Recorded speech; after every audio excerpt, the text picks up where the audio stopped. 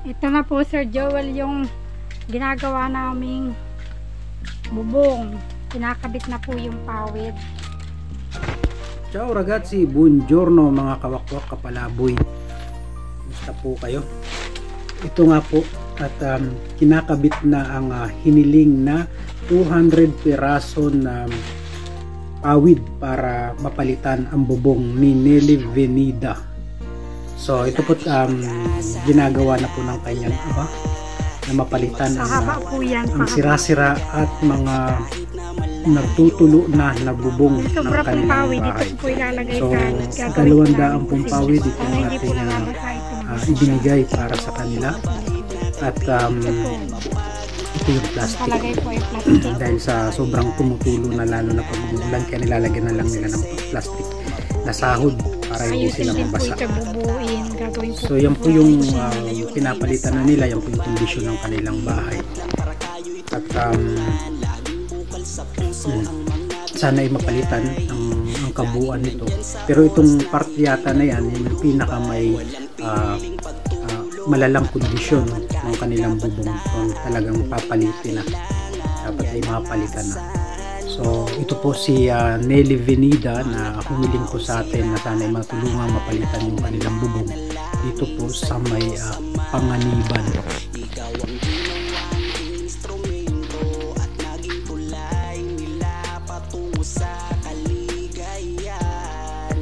Si Joel Salcedo na maaasahan nyo, di mapapagod basta para sa'yo. Siya si Joel Salcedo, handang tumulong para sa'yo. Palaging pag-asa ang dala-dala, di magsasawa na tulungan ka. Kahit na malayo, kahit na mahirap, kailanman binagsawang tumulong sa mga mahirap. Siya ang inyong mabait na kaibigan, mapagmahal sa kanyang mga kababayan. Nagngangalang Joel Salcedo, mabuti ang puso. Kusina na lang po ang lalagyan. Bukas po. Lahat ng iyong pinakita, marami ang natutuwa. At isa kang magandang halimbawa na dapat lang natularan. Napakarami taong iyong napasaya. Mula noon hanggang ngayon hindi ka nag-iiba, at kung kaya't marami ang nagmamahal sa'yo. Dahil sa kabutihan mo, ang tanging niyang kasiyahan, makita ang iyong ngiti, napapawi ang bigati, nawawala ang abdi, ligaya ang mamumutawi. Bukas po ito naman ang lalagyan namin ng bubong sa labas. Butuan. Ayusin namin bukas. Para sa'yo at tutulong para palaging pag-asa ang dala-dala, di magsasawa na tulungan ka.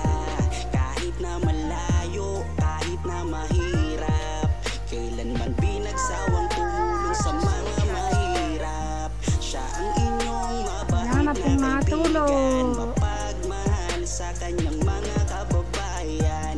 Nagngangalang Joel Salcedo, maputi ang puso at siya Maraming salamat po Sir Joel. Ito na po Sir Joel yung ginawa po namin kusina. Binaklas po namin lahat, binaguhan po lahat. Ito po. Ito po ang ginawa po ni Papa. Ayan, at nabubungan na rin ang buong kusina ng kanilang bahay. So makikita nyo po na bago na rin ang mga pawid dito. At siguradong hindi na po sila mamumroblema or matutuluan kapag umuulan. Ayan, so nawala na po yung mga sahod na mga plastic dito sa bubong ng kanilang kusina. At may sobra pang pawid na gagawan daw po kami ng CR, sariling CR sa CR. So may 50 Inaantay ko lang pieces po pa na yung libre pawid pong na gagamitin nila sa binibigay po ng bubong barangay o sa dingding ng kanilang magiging CR. sahig. Lupa pa po ang sahig.